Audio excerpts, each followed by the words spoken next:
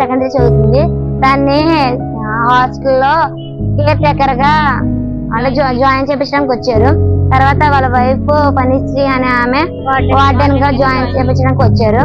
తర్వాత ఏమో ఆ తాతగారిని పంపించేశారు హాస్టల్ నుంచి. పంపించేసిన తర్వాత ఆయన వచ్చేసేసి అక్కడే ఉండిపోవడము, స్మోకింగ్ చేయడము, ఫోటో స్టూడియో అని చెప్పి నమ్మించడము, చిన్న పిల్లల్ని తీసుకెళ్లి బాపట్ల సైడ్ తీసుకెళ్లి ఒక బాయ్స్ హాస్టల్ తీసుకెళ్లి రూమ్ తీసుకొని పాడు చేయడము, బలవంతంగా వద్దు వద్దు అన్న చేతులు కట్టేసి మరి చేస్తున్నాడు. ఒప్పుకుంటేనేమో అలాగ అంటున్నాడు, ఒప్పుకోపోతేనేమో చెంప మీద కొట్టేసేసి జుట్టు పీకేసేసి ఈడ్చుకొచ్చి మొక్కలదండి వేపిస్తాడు. నైట్ చిన్న చిన్న విషయాలకు కూడా సీరియస్ అయిపోతున్నాడు.